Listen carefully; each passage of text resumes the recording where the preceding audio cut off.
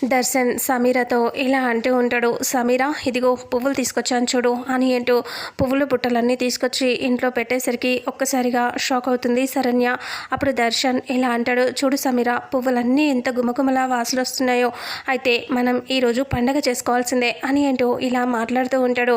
అప్పుడు శరణ్య పైకి లేచి చాలా సీరియస్గా దగ్గరికి వచ్చి ఇలా అంటుంది, ఏంటండి ఇదంతా, అసలు మీరేం చేస్తున్నారో మీకు అర్థమవుతుందా అని కోపంగా అంటంతో, ఏం చేస్తున్నానో నీకు తెలియట్లేదు లేదా, శోభనానికి అన్నీ రెడీ చేసుకుంటున్నాం అని అంటే, భార్యని నేనుండగా మీరు అలా చేయటం కరెక్ట్ కాదండి అని అనటంతో, నేను పెళ్లి చేసుకున్నానే కానీ నేను భార్యగా నేను ఎప్పుడు కూడా యాక్సెప్ట్ చేయలేదు కదా, మరి ఎందుకు భార్య అని చెప్పుకుంటావు? అయితే నేను నీతో శోభనానికి రెడీ అవ్వలేను కదా, నేను ప్రేమించిన నా సమీరాతో నేను ఒకటి అవ్వాలి అనుకుంటున్నాను.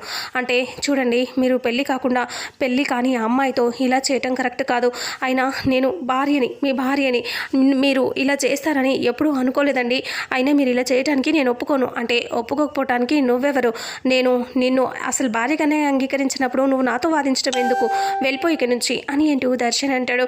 అప్పుడు శరణ్య ఇలా అంటుంది, ఏంటండి మీరు ఇలా అయ్యారు, అసలు మీరేనా ఇలా చేస్తుంది అని అంటూ శరణ్య అంటే, మరి నేను కాకపోతే ఇంకెవరు చేస్తున్నారమ్మా? నేను వద్దు అని చెప్పాను. పెళ్లి విషయంలో ఎన్నోసార్లు చెప్పాను, వినలేదు. తర్వాత నన్ను పూజకి పనికిరాని వాడివి అది ఇదని చెప్పి ఇంట్లో అందరి ముందు నన్ను అవమానపరచావు. అలాంటిది నువ్వు నాతో ఇలా గొడవ పడ్డాం, ఇదంతా కరెక్ట్ కాదు. నువ్వు వెళ్ళిపో, పక్కకి వెళ్ళిపో, మేమిద్దరం మాకిద్దరికి చాలా పనుంది అని అంటే అప్పుడు శరణ్య అంటుంది, ఆనంద భైరవి కొడుకుగా మీరు ఇలా పెరిగారా అంటే నాకు నమ్మబుద్ధి కావట్లేదు. అసలు తన పెంపకం ఇలా ఉండదు. మీరు ఇలా అవటానికి కారణం ఇదే, దీనివల్లే మీరు ఇలా తయారయ్యారు అని అంటూ కోపంగా అంటుంది. అలా అనేసరికి ఇక అప్పుడే దర్శన్ సీరియస్గా చూస్తూ ఇలా అంటూ ఉంటాడు, తనెందుకు అలా అవుతుంది, తను ఇంకా మంచిది, నీ అంత చెడ్డది కాదు అని అంటూ దర్శన్ అంటే శరణ్య అంటుంది, నేనేం చేశానండి, నేను ఏ తప్పు చేయలేదు, అనవసరంగా మీరు నన్ను నిందించకండి అని అంటంతో అప్పుడే దర్శన్ ఇలా అంటాడు, అవునా నువ్వు ఏ తప్పు చేయలేదా అని అంటూ ఇలా ఎగతాళిగా మాట్లాడుతూ ఉంటాడు. చూడండి, మీరు ఎన్ని రకాలుగా మాట్లాడినా నేను మాత్రం దీనికి ఒప్పుకోను అని అంటే, ఇంకా తను అలాగే అంటుందిలే సమీర, మన పని మనం కానిచ్చేద్దాం, ఇదంతా డెకరేషన్ చేయించేసి మనం అన్నీ రెడీ చేసుకుందాం సరేనా అని అంటే, మీరు ఎలా శోభనం చేసుకుంటారో నేను చూస్తాను, మీకు శోభనం కాదు కదా, ఏం కూడా జరగనివ్వను అని అంటూ శరణ్య అంటుంది. గట్టిగా వాదించేసి తిడుతూ ఉంటుంది. ఇంకా ఆ తర్వాత దర్శన్, శరణ్య, సమీర ముగ్గురు అక్కడే ఇంకా చాలా డిస్టర్బ్గా ఫీల్ అవుతూ అక్కడే ఉంటారు గొడవ పడుతూ. ఆ తర్వాత ఇంకా కాంచన కోసం వాళ్ళ భర్త వెతుక్కుంటూ వస్తూ ఉంటాడు. ఇక అప్పుడే కాంచనేమో కూరగాయలు కొనడానికి బయటికి వస్తుంది. కూరగాయల బండ తన దగ్గర కూరగాయలు కొంటూ బాగా ఇబ్బంది పెడుతూ ఉంటుంది. ఇది ఇంత రేటుకి ఇవ్వు అంత రేటుకి ఇవ్వు అని చెప్పి మాట్లాడుతూ ఉంటుంది. అంతలో కాంచన భర్త అటుపక్కగా వచ్చేస్తూ ఉంటాడు.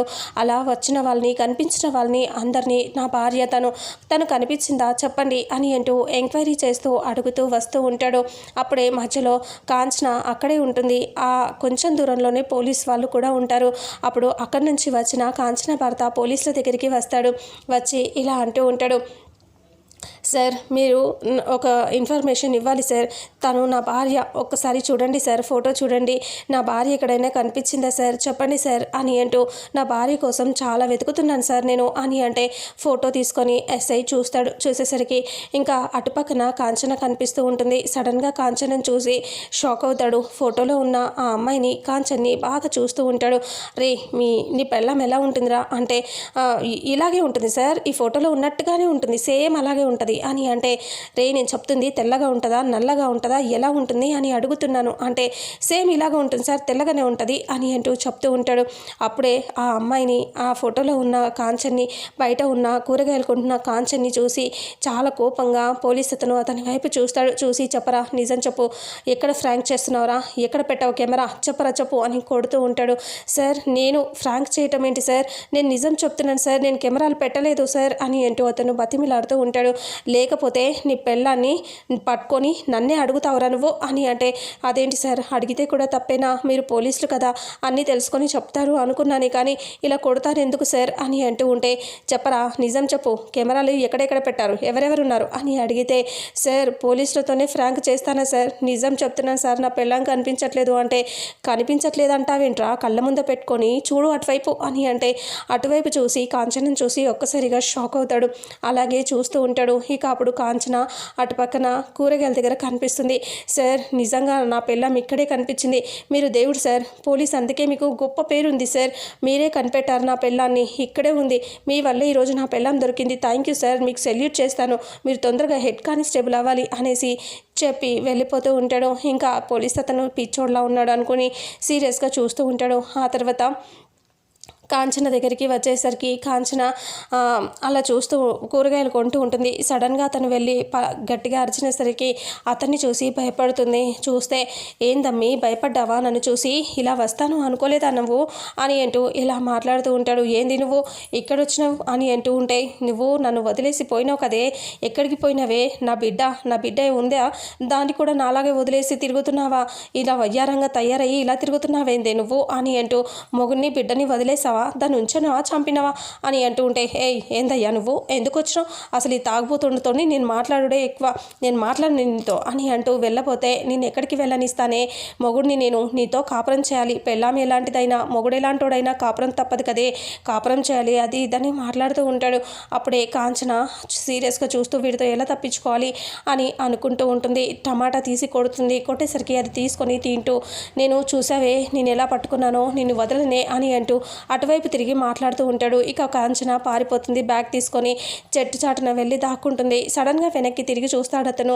చూసేసరికి కాంచన కనిపించదు. అయ్యో ఏంటయ్యా నా పెళ్ళాం ఎక్కడ అంటే, నాకు తెలీదు అని అంటాడు అతను. అప్పుడే అక్కడి నుంచి పారిపోయి ఇంకా అంతా వెతుకుతూ ఉంటాడు.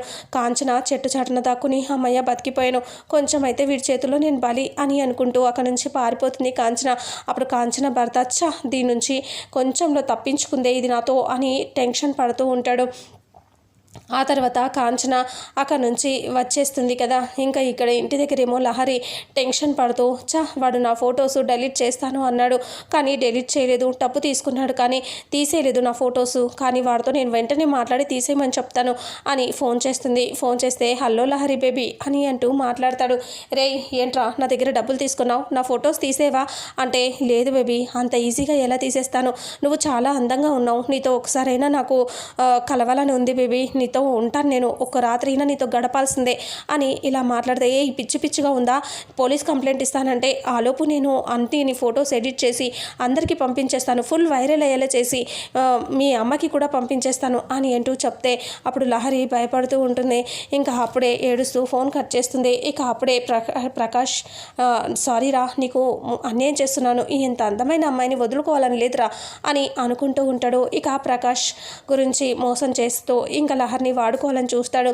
ఆ తర్వాత ఆనంద ఆలోచిస్తూ ఉంటుంది లహరి పెళ్లి గురించి. లహరి పెళ్లి ఇలా పాడైపోయింది, లహరిని అనన్య వల్ల మొత్తం డిస్టర్బెన్స్ అయ్యి సరోజారావు గారితో మాట్లాడి నా కూతురు పెళ్లి నేను సెట్ చేయాలి, ఇంట్లో అనన్య గురించి అందరి ముందు చెప్పి అరచి గొడవ చేయడం తప్ప ఇప్పుడు ఏముంది, అందుకనే పెళ్లి సెట్ చేయాలి అని చెప్పి సరోజకి ఫోన్ చేస్తుంది ఆనంద. అప్పుడే ఆవిడ కూడా ఫోన్ లిఫ్ట్ చేసి హ్యాపీగా మాట్లాడుతుంది. నన్ను క్షమించండి ఆనంద గారు, ఆ రోజు ఎవరో చెప్పిన మాటలు విని నేను చాలా డిస్టర్బ్ చేశాను, మిమ్మల్ని చాలా మాట్లాడినాను అని అంటూ ఎల్లుండి మీ అమ్మాయిని చూసుకోవటానికి మేము వస్తున్నామంటే ఆనంద చాలా సంతోషపడుతూ ఉంటుంది.